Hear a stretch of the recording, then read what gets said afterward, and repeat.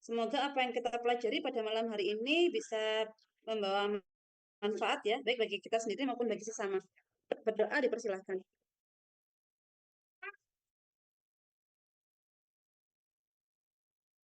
Kita berdoa dapat diakhiri.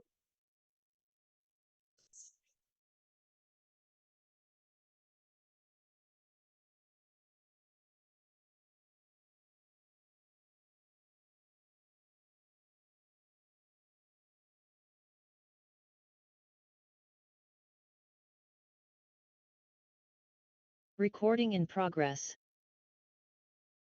Nah, oke. Jadi pada kesempatan malam hari ini, saya akan... Dek,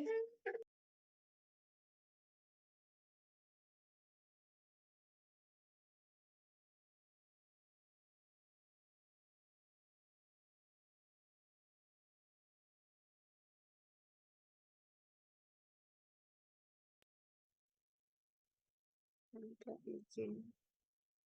Recording stopped.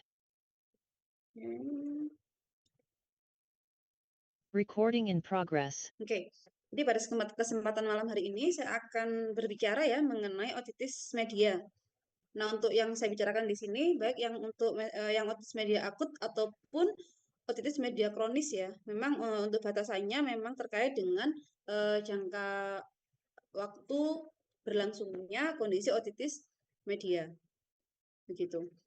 Nah, di sini nanti yang akan saya bicarakan itu adalah mulai dari definisi, kemudian etiologinya itu seperti apa, kemudian faktor resiko ya, resiko terkait otitis media, kemudian patofisiologi, diagnosis dan gejala klinis ya, serta tata laksana terapi.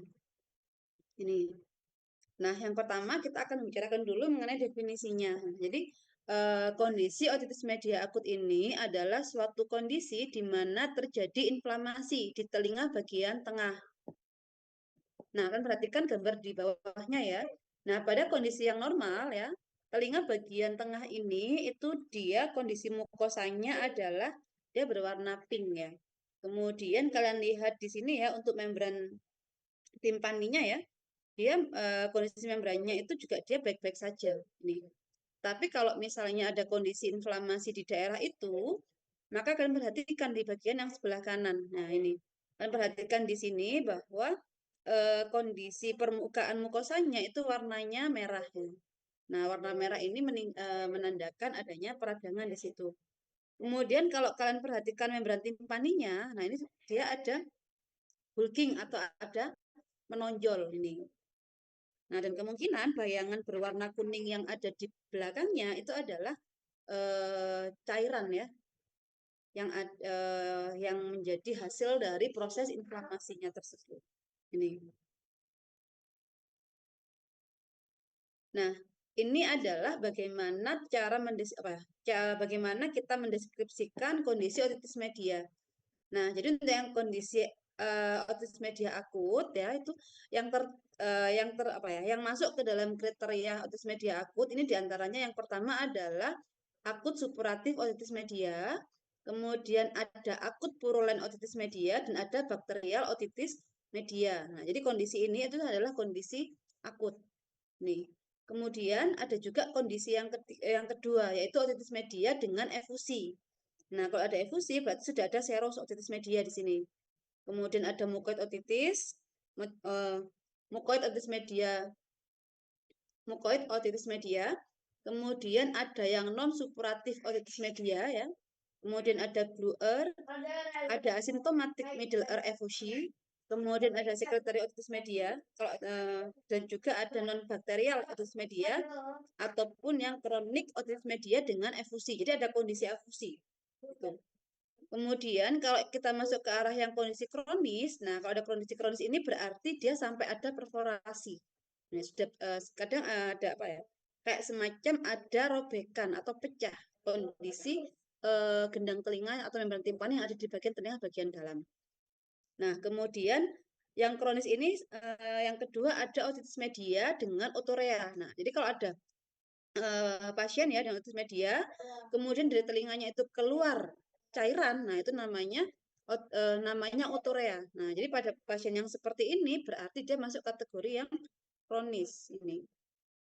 Kemudian juga ada supuratif otitis media, kemudian juga ada kronik supuratif otitis media, ya, dan juga adanya discharging error ini. Nah, ini adalah prosentase ya bagi anak-anak yang usia 0 sampai 5 tahun di 5 negara Eropa ini terkait dengan berapa kali dia mengalami serangan otitis media akut. Nih. Nah, ini ya kalau dari secara studi retrospektif ya, untuk anak-anak yang mengalami serangan otitis media akut yang 1 kali itu prevalensinya paling gede itu ada di daerah Jerman. Ini kemudian disusul dengan Spanyol. Ini.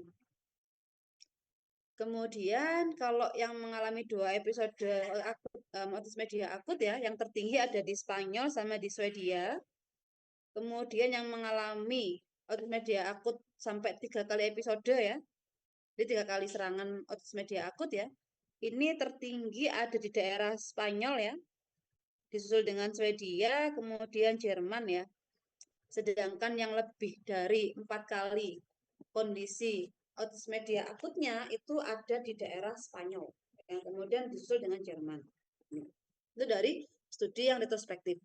Nah, sedangkan dari studi prospektif ya, di sini untuk anak-anak yang mengalami otitis media akut untuk yang pertama kali itu paling banyak ada di daerah Spanyol dan juga di daerah Swedia.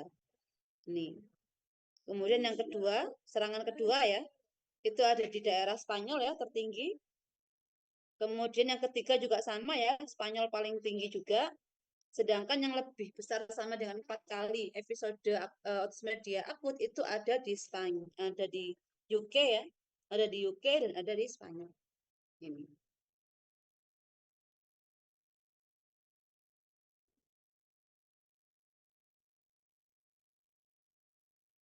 Nah, ini terkait dengan kapan sih anak-anak itu bisa mengalami otitis media akut untuk pertama kalinya.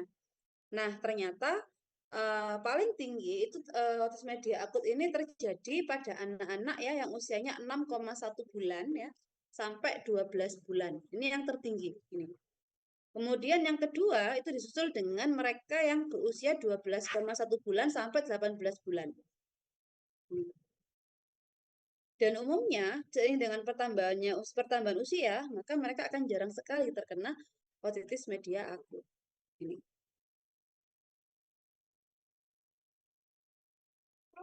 Nah, kalau ini adalah tren ya terkait dengan insidensi adanya otitis media akut yang recurrent. Nih. Ini kalau mereka yang usianya kurang dari 5 tahun ya, ini yang warna merah, ini memang jumlah insidennya itu lebih besar ya dibandingkan dengan mereka yang berusia 6 sampai 17 tahun. Nah, jadi yang warna merah ini adalah mereka mengalami otitis media akut di usia kurang dari 5 tahun, sedangkan yang berwarna abu-abu itu adalah ada pada usia 6 sampai 17 tahun. Ini. Nah, seperti kalian perhatikan ya bahwa angka atau insiden mereka yang usianya lebih muda itu lebih tinggi dibandingkan dengan yang usianya lebih besar.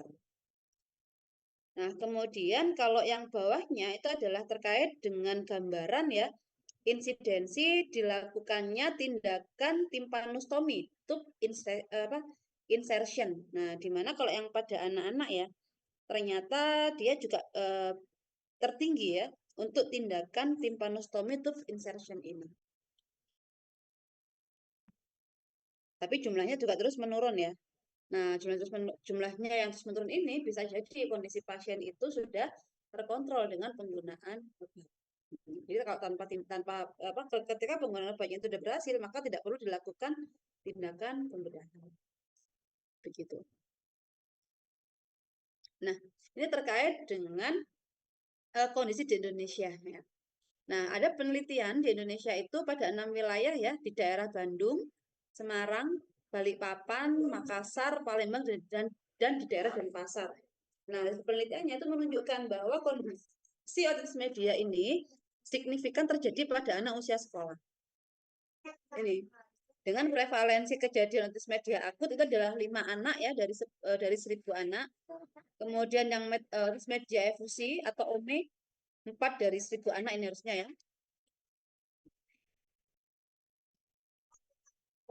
4 dari 1.000 anak. Kemudian kalau yang kronis itu 27 dari 1.000 anak.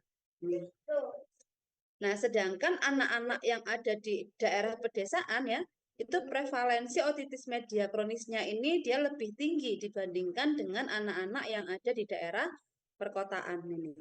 Di desa sekitar 27 ya dari 1.000 anak, sedangkan di kota itu adalah 7 dari 1.000 anak.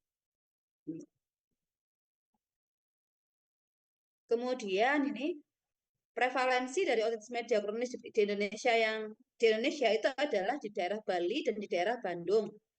Ini untuk otitis media kronis aktif di pedesaan Bali tertinggi ditemukan pada usia 10 sampai 12 tahun ya, yaitu sebanyak 23,5 per 1.000 anak.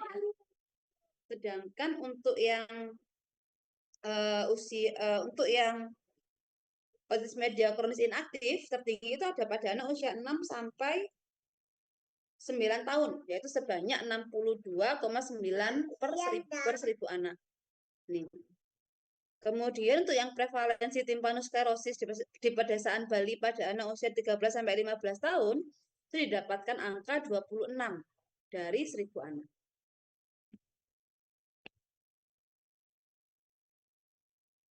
Nah, untuk penyebab otitis media itu bisa disebabkan karena bakteri, ataupun karena virus. Nah, untuk bakteri penyebab terseringnya itu adalah Streptococcus pneumoniae, yaitu sebesar 40%. Kemudian disusul dengan Haemophilus influenza. Ini. Kalau untuk yang virusnya, penyebabnya karena ini ya respiratory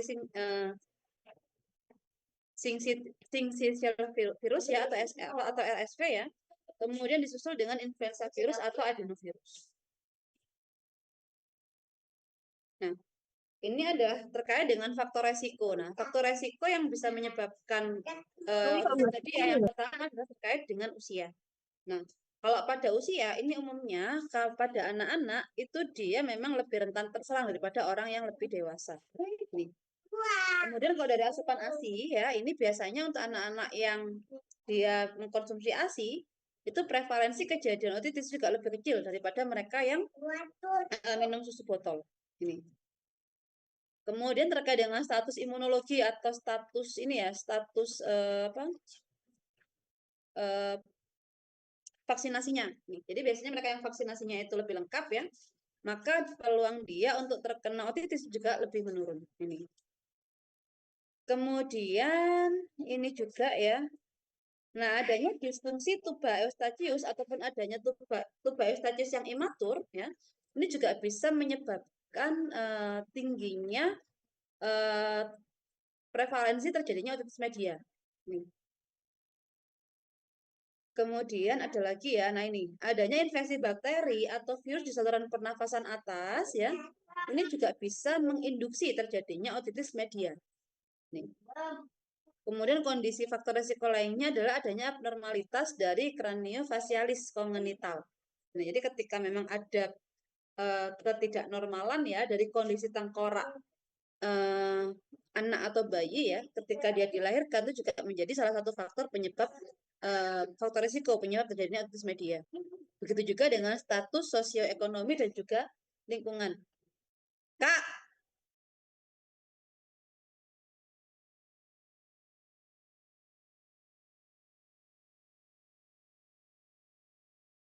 bentar ya di rumah saya azan.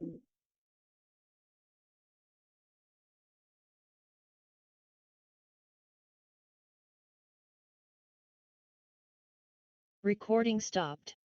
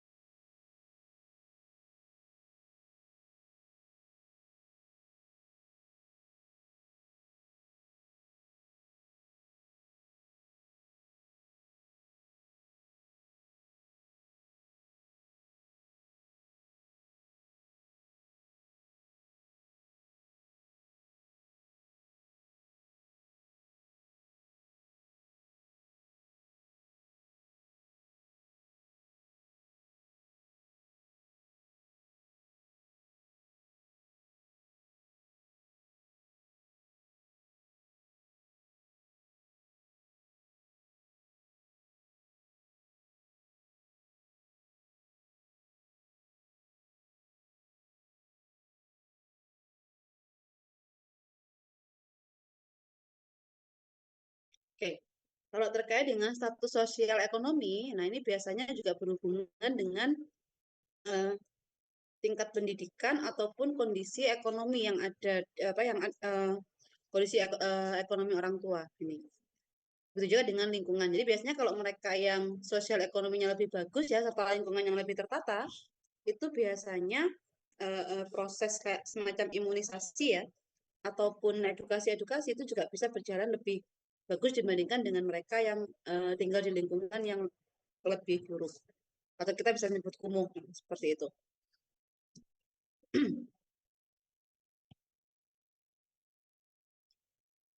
Recording in progress. Nah, ini adalah bagian-bagian telinga ya. Telinga itu ada bagian luar, ada bagian tengah, dan ada di bagian dalam. Nah, sementara untuk yang terkena autism media ini biasanya ini adalah telinga yang ada di bagian tengah. Ini, daerah sini.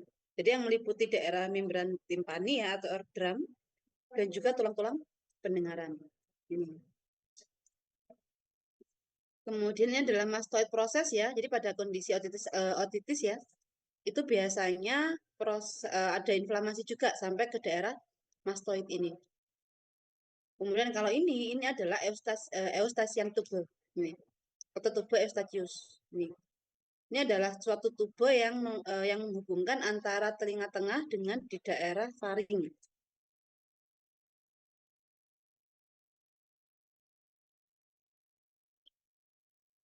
Nah, ini ya bagian yang terkena itu yang warnanya ini.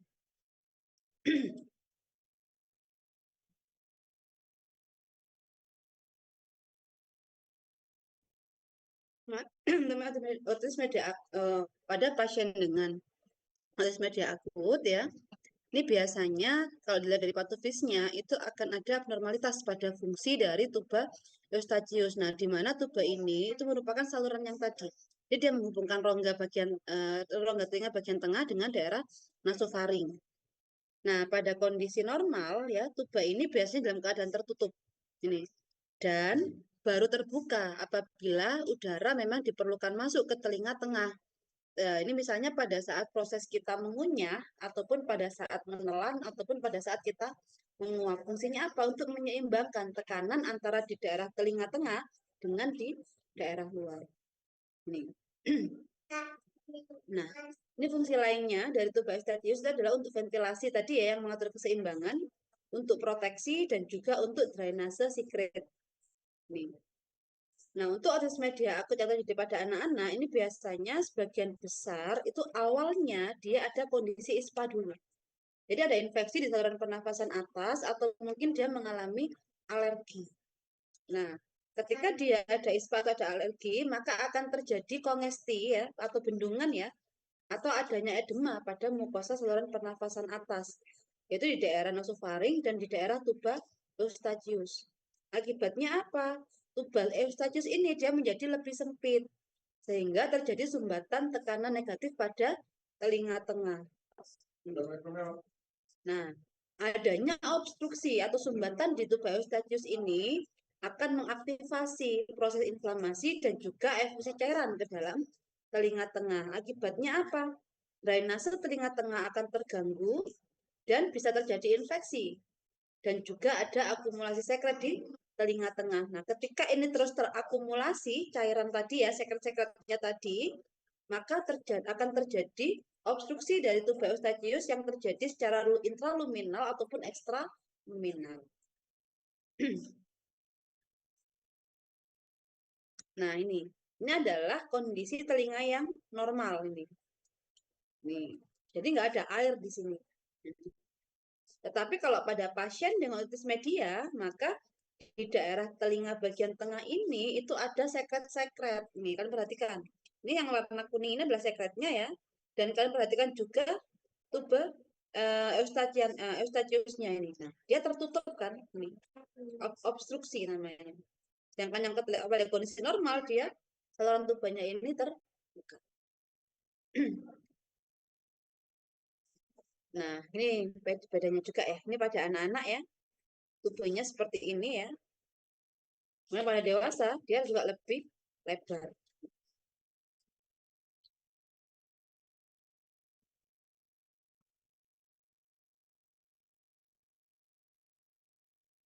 Nah, untuk diagnosisnya ya, otitis media akut ini bisa muncul secara mendadak dan bersifat akut. Nah, kemudian kalau dilihat dari otoskop itu ada tanda efusi. Nah, tanda efusi ini bisa dilihat dari mengembungnya membran timpani ya. Jadi membran timpani atau organnya tadi itu menggembung atau bulging. Kemudian terbatas atau tidak ada gerakan pada membran timpani. Nah, membran timpani ini kan biasanya dia selalu bergetar ya, karena dia menyalurkan suara ya. Nah, kalau ada efusi berarti karena ada cairan di situ, maka getaran dari membran ini juga bisa terbatas atau malah tidak ada sama sekali. Kemudian bisa juga terdapat bayangan cairan di belakang membran timpani. Atau kalau membran timpaninya ini sudah rusak ya, bisa terdapat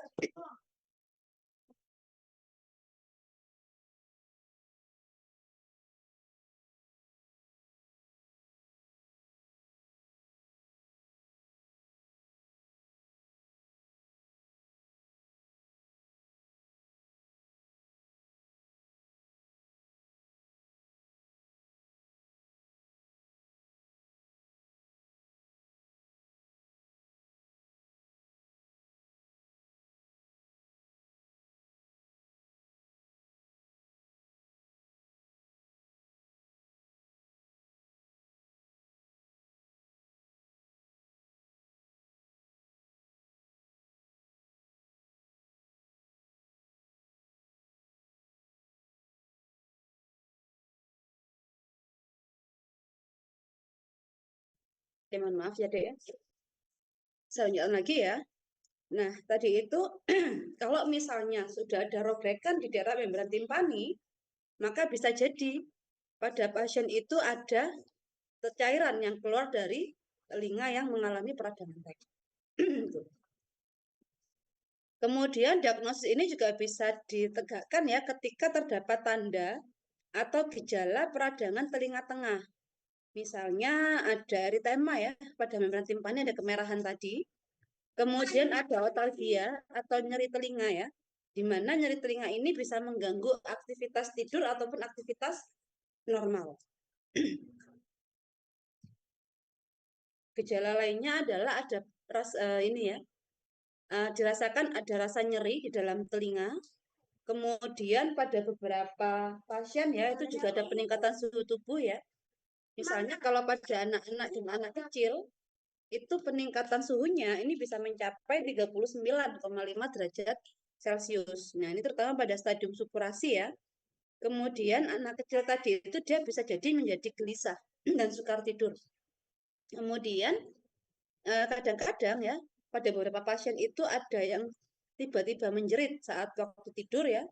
Kemudian juga ada keluhan kejang-kejang serta memegang telinga yang sakit. Nah, kadang ada juga tangannya itu akan apa ya? Tangannya itu akan berusaha untuk menggosok-gosok telinga. Ini. Kemudian bisa juga ditanyakan ya, apakah ada riwayat batuk pilek sebelumnya? Ini. Selain itu juga bisa ditanyakan juga mengenai adanya gangguan pendengaran. Baik berupa rasa penuh di telinga ataupun rasa pendengaran yang semakin berkurang.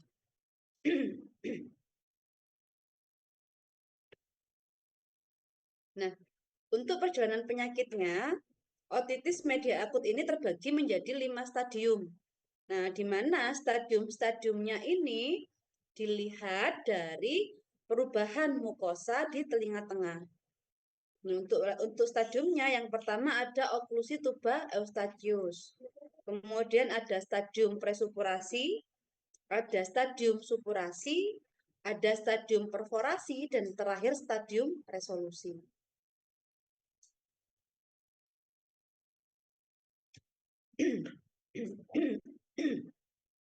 Nah, untuk yang stadium pertama terkait dengan stadium obstruksi tuba eustachius ya, di sini itu sudah ada sumbatan ya dari saluran tuba tersebut yang ditandai oleh retraksi membran timpani.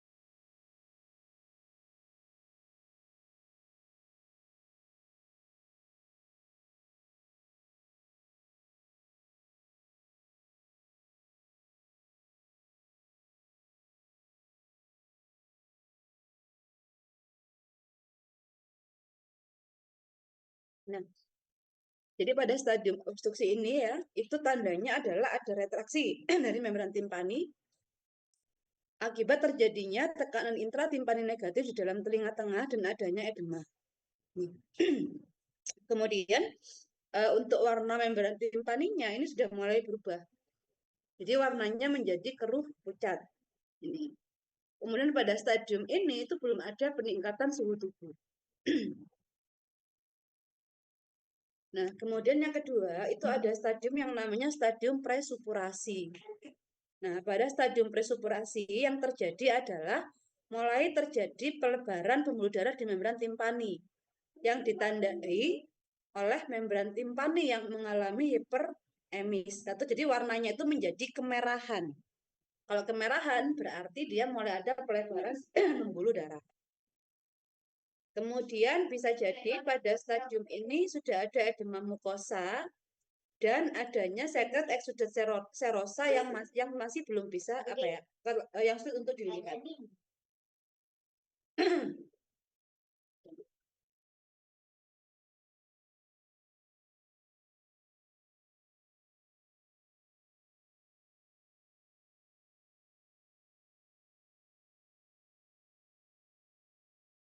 Kemudian ini ya, untuk yang eksudat serosanya ini kadang nggak bisa, masih belum bisa terlihat ya. Terus pada stadium presupurasi ini ya, pasien itu umumnya dia mengeluh ada otalgia atau nyeri telinga. Kemudian telinga terasa penuh serta kondisi demam. Nih, kemudian pada stadium presupurasi mungkin ya beberapa pasien ada keluhan gangguan ringan pada kemampuan mendengar ya, atau mungkin juga pendengarannya masih normal ya. Ini tergantung dari cepatnya proses hiperemis. Nah, untuk gejalanya berkisar antara 12 sampai 24 jam untuk yang stadium presupurasi.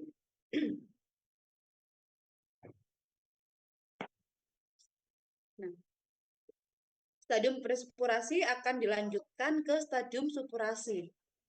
Nah, kalau pada stadium supurasi, ini mulai terbentuk sekret eksudat yang purulen atau bernanah di daerah tengah telinga dan juga di sel-sel mastoid. Terus juga kondisi edemanya ini juga semakin meningkat ya. Kemudian bisa juga terbentuk eksudat yang purulen, yang kental di daerah kafum timpani, sehingga menyebabkan membran timpaninya ini jadi menonjol atau bulging ke arah liang telinga luar. Yang sudah purulen ini sudah agak kental. Nih, sini juga ya, yang mengalami bulging, ini yang mengalami eritema ya. Ini ada kayak semacam masih ada udara yang terperangkap ya. Nih.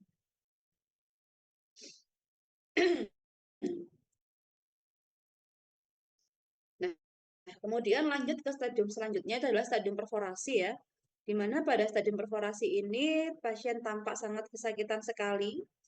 Sudah ada peningkatan denyut nadi ya dan juga peningkatan suhu tubuh. Rasa nyeri telinganya bertambah hebat ya. Pasiennya juga selalu gelisah dan tidak bisa tidur nyenyak. Dan pada stadium perforasi ini sudah ada gangguan sering terjadi gangguan pendengaran. Nah, untuk stadium supurasi yang berlanjut dan tidak ditangani dengan baik, dapat menimbulkan iskemik membran timpani.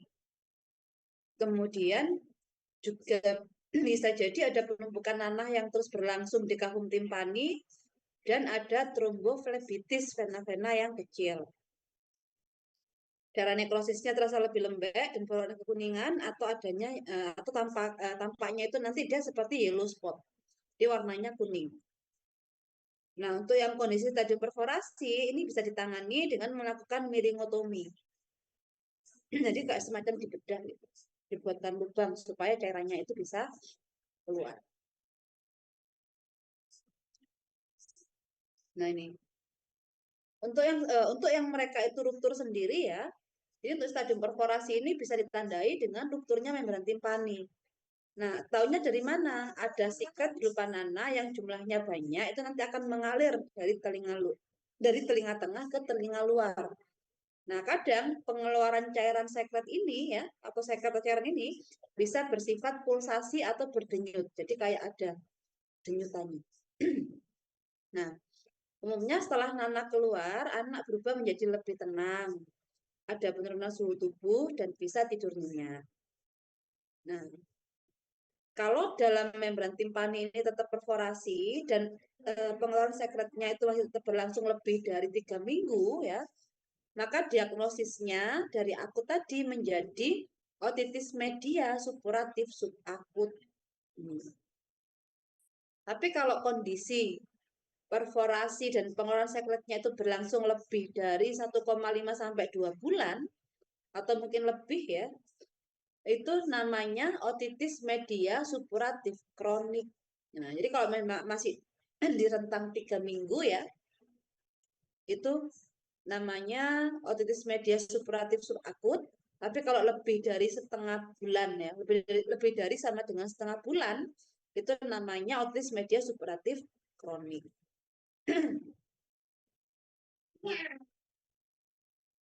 Nah, ini bentukan yang dia sudah perforasi ini ya. Ini ada robekan ya.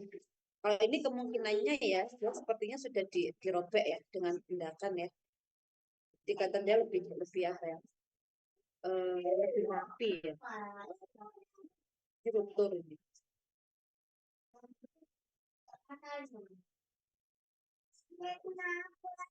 Nah, selanjutnya ya, selanjutnya itu ada stadium resolusi.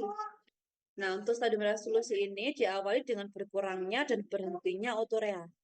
Jadi pengeluaran sekretnya itu bisa berkurang bahkan berhenti. Nah, ditandai oleh kondisi membran timpani yang berangsur normal hingga perforasi membran timpani menutup kembali. Dan sekret spuran akan berkurang dan akhirnya kering. Nih kan perhatikan di sini ya. Ini sudah mulai mengecil ya, mau menutup lagi ini. Kemudian pada stadium resolusi, pendengaran dapat kembali normal. Nah, apabila stadium resolusi tadi itu gagal terjadi, maka akan berlanjut menjadi otitis media supuratif kronis yang ditandai dengan perforasi membran timpani tetap dengan sekret yang keluar secara terus-menerus atau hilang timbul. Ini.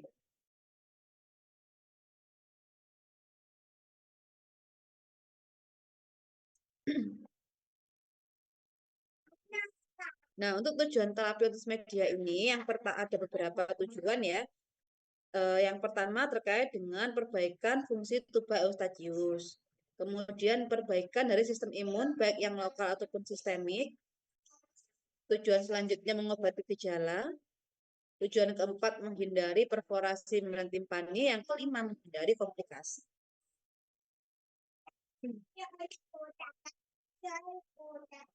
Nah, ini adalah terkait dengan strategi perawatan dari otitis media akut. Nih, yang pertama adalah menentukan dulu ya untuk diagnosisnya ya lewat pemeriksaan fisik serta adanya gejala. Jadi anamnesis gejalanya itu apa saja yang dialami oleh pasien. Kemudian eh, dilakukan pengobatan untuk menurunkan rasa nyeri.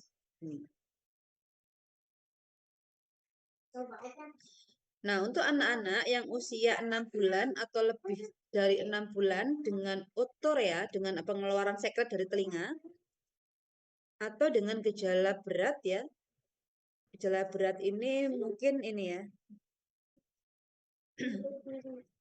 adanya moderate sampai severe otalgia, kemudian otalgianya lebih dari 48 jam atau 22 hari ya, atau temperaturnya itu 39 derajat Celcius atau lebih dari 39, maka pada anak yang seperti ini bisa diberikan antibiotik ya selama 10 hari ini biasanya.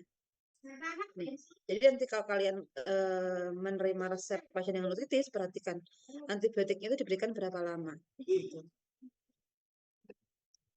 Kemudian untuk anak-anak usia 6 bulan sampai 23 bulan ya, dengan bilateral otitis akut ya. Jadi kanan kirinya memang ada otitisnya, meskipun dia tanpa gejala yang berat ya, tanda-tanda gejala berat, maka antibiotika ini juga tetap diberikan ya selama 10 hari. Kemudian untuk anak-anak usia 23 bulan dengan yang unilateral ya. Jadi salah satu ya, kalau unilateral itu ya, tanpa gejala yang buruk ya, atau tanpa gejala yang berat ya, maka pada anak yang seperti ini bisa dilakukan observasi. Nih, atau bisa juga diberikan terapi antibiotik selama 10 hari. Kemudian kalau anak-anak usia 2 tahun atau lebih tua dari 2 tahun tanpa gejala, tanpa tanda-tanda gejala yang berat, maka dilakukan observasi dulu ya, atau diberikan terapi antibiotik selama 5 sampai 7 hari. Nah, ini untuk terapi awalnya, tindakan awalnya. Nah, tetapi kalau ternyata ada gejalanya itu masih persisten ya, pada 2 hari sampai 3 hari ya, maka yang dilakukan itu adalah dilakukan pemeriksaan ulang terkait dengan tanda-tanda dan juga gejala-gejala terjadinya media. Nah, kalau misalnya otitisnya itu masih ada, maka kalau untuk mereka yang yang pertama diberikan observasi, maka dia bisa diberikan inisiasi penggunaan antibiotik. Nah, tapi kalau yang sebelumnya dia sudah ada antibiotik, maka perlu diganti antibiotiknya. Takutnya apa? Antibiotik yang diresepkan awal itu tidak cukup untuk mengcover bakteri penyebab otitis media tersebut. Kemudian kalau gejalanya ini ternyata masih persisten, masih ada ya, meskipun sudah menggunakan terapi antibiotik ya, maka perlu dipertimbangkan penggunaan antibiotika yang lain seperti ceftriaxone yang disuntikan secara intramuskular ya, atau mungkin diganti dengan clindamycin atau dilakukan tindakan sentesis. Ini. Nah, ini ya tadi ya. Ini rekomendasi juga dari jurnal pediatrik ya. Ini rekomendasi untuk manajemen awal ya, untuk yang kaum uncomplicated ya. Nah, kalau usianya itu 6 bulan sampai 2 tahun ya, dia sebelumnya otorea dengan otitis media akut yang sudah terdokumentasi ya, itu bisa diberikan terapi antibiotik. Nah, kalau usia 0,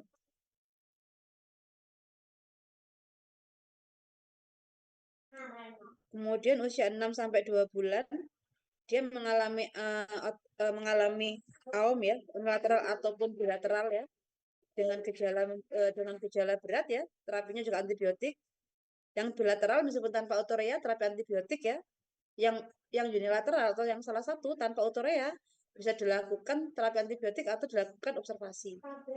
Nih. Kemudian kalau lebih dari 2 tahun ya, otorea dengan otitis media akut ya, antibiotik ya, unilateral atau bilateral, bilateral tanpa otorea ya. Kemudian ini juga sama, yang unilateral ya, tanpa otorea.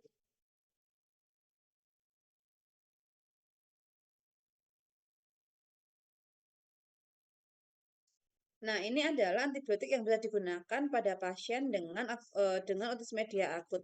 Nah, untuk first line-nya itu memang pilihannya adalah amoxicillin. Ini. Dengan dosisnya 80 sampai 90 mg per kilogram berat badan per hari ya, dibagi menjadi 2 kali pemberian. Ini first line-nya itu ini. Nah, tetapi kalau memang pada daerah tersebut itu sudah ada apa ya?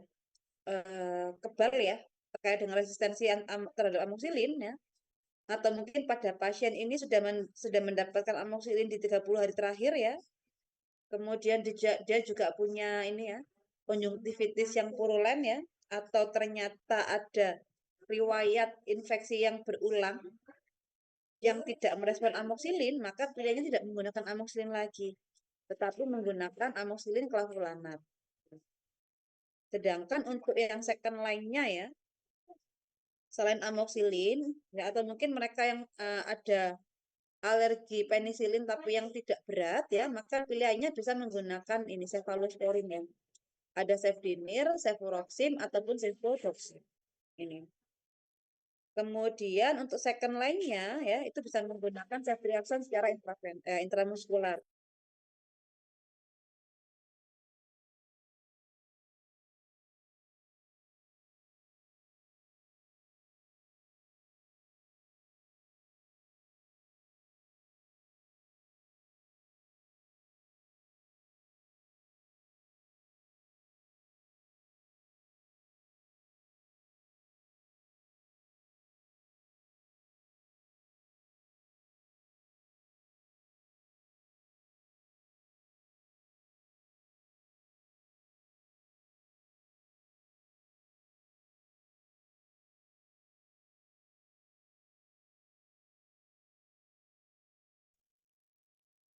Nah, tetapi ini untuk yang terapi antibiotika awal.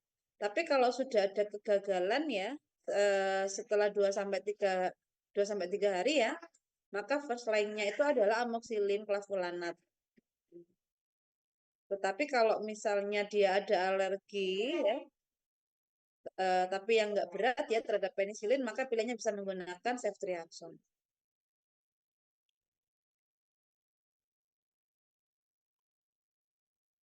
Nah, ini juga ada sih dari jurnal pediatrik ya. Nah, di sini untuk first line-nya ya memang adalah amoxicillin ya atau amoxicillin clavulanat. Kalau alternatifnya kalau misalnya dia alergi penisilin ya, ini dia bisa menggunakan cefdinir, cefuroxim atau cefodoxim. Kalau misalnya menginginkan yang intravena atau intramuskular, maka bisa diberikan ceftriaxone. Ini kalau ini pada pasien yang initial immediate atau delay antibiotic treatment. Nah, sementara untuk yang failure, first line terapinya adalah amoxicillin clavulanat ya atau ceftriaxone. Alternatifnya bisa menggunakan ceftriaxone ya atau bisa juga menggunakan clindamycin.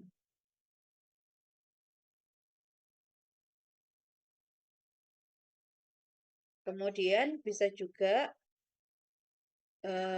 ini clindamycin saja yang ditambah dengan generasi ketiga cephalosporin atau dilakukan tindakan timpanosentesis ya atau bisa juga ada dikonsulkan ke spesialis. Nah, ini untuk yang treatment dari otalgianya atau rasa nyerinya ya. Ini bisa digunakan analgesik ya, bisa menggunakan acetaminophen ataupun menggunakan ibuprofen. Ini tergantung kondisinya pasien. Kalau misalnya pasiennya itu ada gangguan hepar, maka pilihannya ibuprofen. Tapi kalau dia ada gangguan GI tract ya, tapi heparnya baik-baik saja, maka pilihnya adalah acetaminophen.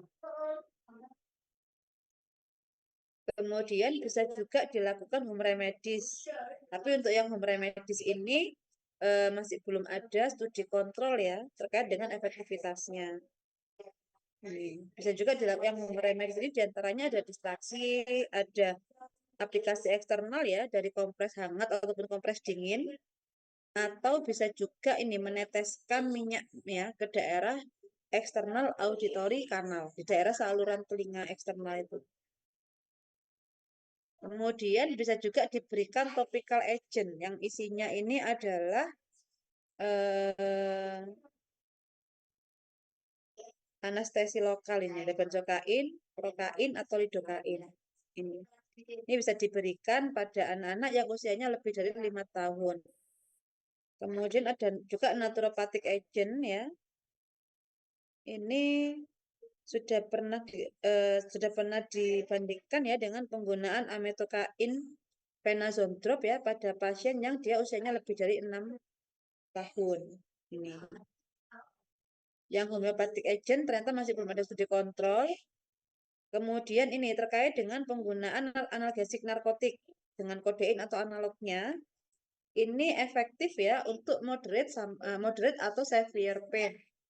Nah, kemudian kalau menggunakan ini pastinya dia butuh resep. Efek sampingnya yang perlu diwaspadai adalah terkait dengan depresi saluran nafas ya. Kemudian perubahan status mental, ada juga GI upset ya, jadi ada nyari perut ya, atau mungkin kondisi konstipasi. Nih. Kemudian tindakan yang bisa dilakukan itu ada tympanostomy atau meringotomy. Nah, untuk yang tindakan ini pastinya butuh skill ya, dan juga perlu disampaikan kepada pasien terkait dengan resiko-resiko yang berpotensi untuk terjadi. Nah, ini ya, terapi non farmakologisnya yang menggunakan meringotomi tadi membuat lubang pada gendang telinga ya. Nah, jadi di sini kan perhatikan ya kalian ya, ini yang meringotomi ya, kondisi anatomi telinganya kan seperti ini ya. Ini ada cairannya di situ, ada membran timpaninya, serta ada eustachian tube yang dia terobstruksi atau terblok. Ini dia dibuat lubang dengan menggunakan scalpel. Ini yang meringotomi. Kemudian ini yang menggunakan tube tadi yang didrain dengan tube. Nah, untuk yang didrain dengan tube ya, ini dia dipotong ya, kemudian dimasukkanlah tube ke dalam ini untuk mengeluarkan cairannya. Ini sebelumnya seperti ini ya. Kemudian setelah dilakukan insersi tube, maka dia hilang cairannya. Nah, kalau yang ini adalah tympanostomy tube ya. Ini serupa dengan ini ya.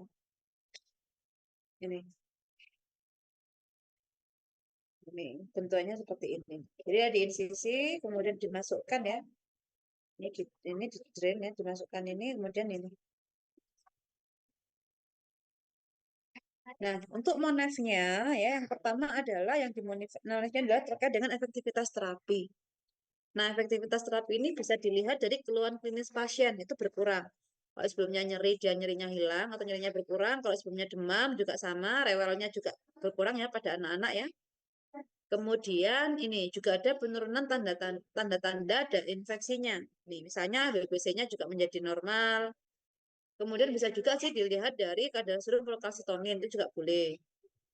Tapi yang serum procalcitonin ini jarang sekali kok. Rata-rata kalau infeksi itu adalah WBC biasanya. WBC sama suhu. Kemudian terkait dengan efek samping obat, ya ini tergantung dari antibiotika yang digunakan. Terkait dengan monitoring efek sampingnya, nanti kalian cek lagi, baca-baca lagi di DIH, di Medscape atau di Kasum. Kemudian, terkait dengan DRP-nya, ini tergantung dari perjalanan penyakit dan terapi yang diberikan. Ini, apakah DRP ini terjadi secara potensial ataupun memang sudah terjadi secara aktual. Ini juga tergantung dari obat-obatan yang digunakan oleh pasien. Nah, ini ya, terkait dengan patient care process ya untuk pasien dengan otitis media akut ya. Yang pertama adalah yang data yang perlu kita gali itu adalah terkait dengan karakter pasien. Usianya berapa, berat badannya berapa gitu kan ya. Kemudian juga terkait dengan riwayat penyakitnya. Nah, sebelumnya itu dia pernah menderita sakit yang sama enggak gitu. Atau mungkin dia alergi terhadap obat-obat tertentu. Nih. Kemudian ditanyakan juga apakah 30 hari sebelumnya dia menggunakan antibiotik atau tidak, atau mungkin antiviral, antivirus itu. Kemudian ini juga dilihat pasiennya. Pada pasien tadi itu tampak enggak kondisi konjungtivitis yang purulen. Kemudian untuk data objektifnya bisa dilihat dari temperaturnya berapa, kemudian gejalanya itu seperti apa, gitu ya. Kalau gejala ini, kalau misalnya yang menulis adalah perawat itu atau dokter, kita bisa menggolongkan itu sebagai data objektif. Tetapi kalau misalnya kita menanyakan kepada pasien tanpa konfirmasi dari tenaga kesehatan, maka itu nanti jatuhnya ke data subjektif. Kemudian ini yang bisa ditanyakan juga ya, masih kalau misalnya adanya kongestif, fullness sama purulent discharge, ini bisa kalau yang kongestif mungkin pasiennya nggak tahu ya. Tapi kalau misalnya dari rasa penuh di telinga itu mungkin bisa ditanyakan kepada pasien. Kemudian masih keluar nggak cairannya? Nah, atau mungkin telinganya itu masih nyeri. Nah, ini. Kemudian kalau yang adanya redness, fullness, bulging, atau limited absent mobility dari membran timpani ini bisa dilihat ini kalau menggunakan otoskop, kalau menggunakan telinga mata telanjang sepertinya masih nggak bisa digunakan. Kemudian yang perlu dinilai adalah terkait dengan status infeksinya pasien. berkaitan dengan tanda dan gejala yang ada. Kemudian ini juga menentukan ya apakah gejala-gejala yang dirasakan oleh pasien itu memang butuh terapi tambahan. Kemudian ini ya terkait dengan informasi yang bisa didapatkan dari pasien ya, mulai dari usianya, simptomnya juga bagaimana. Kemudian yang terkena itu kanan kiri atau bagaimana ya, atau salah satu saja. Atau ini juga terkait dengan diskusi mengenai terapi yang bisa dipilih. Baik diskusi antara dokter dengan parents-nya atau dengan caregiver yang lain. Nah, kalau misalnya memang penggunaan antibiotiknya itu sudah tepat, maka perlu memang dia itu butuh antibiotik, maka perlu menentukan antibiotiknya itu pilihan yang tepat itu yang mana. Kemudian dosisnya berapa, durasinya berapa, serta bentuk sediaan yang sesuai untuk pasien tadi itu apa. Tuh, apakah dia bisa intake oral atau dia ternyata nggak bisa. Ini. Kemudian ini juga ya terkait dengan lama terapi ya. Juga dilihat kondisinya pasien, apakah dia sesuai menggunakan yang 10 hari atau dia bisa menggunakan yang lebih pendek dari 10 hari tadi. Nah, cuma kalau terkait plannya itu adalah terkait dengan penggunaan obatnya. Mulai dari antibiotik yang dipilihkan itu apa, dosisnya berapa, rutenya itu rute yang mana, kemudian terkait juga dengan frekuensi dan durasinya. Kemudian juga dilakukan monitoring efikasinya terkait dengan keluhan pasien ya atau mungkin safety-nya. Kalau safety itu berarti kita ngomong masalah efek samping. Nah, seperti itu.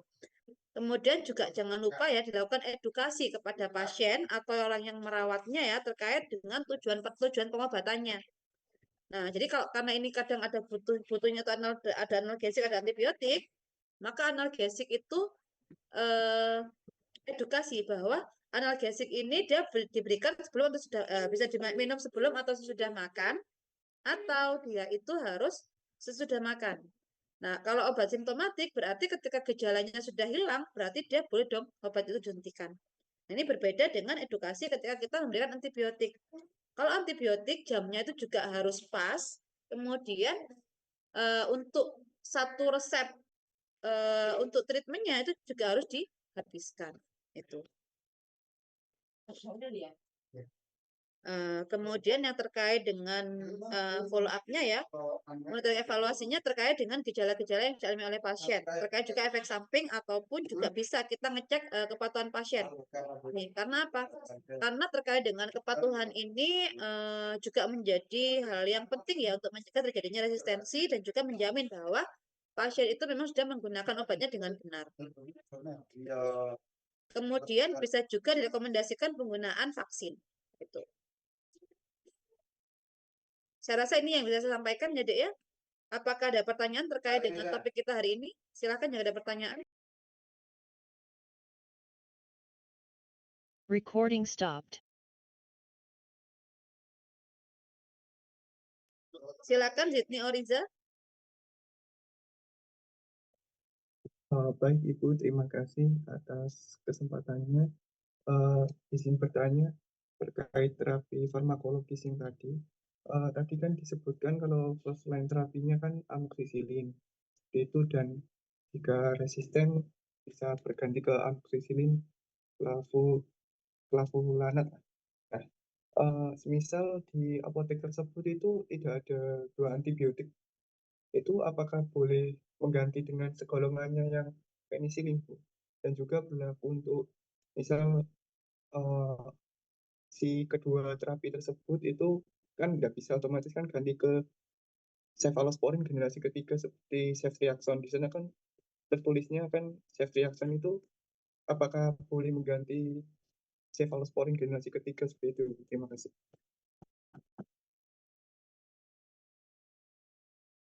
Nah, kalau terkait dengan penggantian antibiotik ya, ketika kita menerima resep dari dokter ya, maka yang bisa kita lakukan adalah mengganti dengan isi yang sama, Dek. Nah, seperti itu. Tapi kalau misalnya dari amoxicillin misalnya, amoxicillin clavulanat, kemudian kamu menggantinya ke cefixim, itu nggak boleh. Yang boleh diganti itu biasanya dokter meresepkan cefixim misalnya. Kalian punyanya yang merek dagang, cefixim. itu baru boleh diganti. Tapi kalau mengganti ke golongan yang lain itu nggak boleh. Nah, seperti itu. Begitu juga dengan yang cefalosporin tadi. Kalau memang dokternya mintanya itu adalah ceftriaxone ya, maka kita memberikannya ceftriaxone kecuali misalnya ternyata dokternya itu lupa bahwa dokternya ada alergi ceftriaxone. Nah, kalau seperti itu kita nggak bisa langsung ganti, tapi kita biasanya konfirmasi ke dokter. Nah, kayak gitu deh kalau terkait dengan ketika kita sudah terjun ke lapangan. Gitu Sydney. Berarti ini ya Bu, kalau misal di apotek tersebut sudah tidak ada misal kayak ceftriaxone gitu yang isinya sama, berarti kita boleh konfirmasi ke pasien, mohon maaf untuk obat tersebut tidak ada, seperti itu ya Bu. Jadi Iya, disarankan ke apotek lain gitu. iya, bisa seperti itu. Atau kalau nggak gitu, kita juga bisa telepon dokternya sih. Kalau misalnya kita punya resep yang sama, yang isinya sama ya, kita telepon ke dokter. Dokter resep yang merek dagang ini saya nggak punya, punyanya yang ini dengan isi yang sama. Apakah bisa diganti? Nah, itu kita juga bisa konfirmasi seperti itu. Oh ya, baik Ibu, terima kasih. Oke, ada yang lain kah?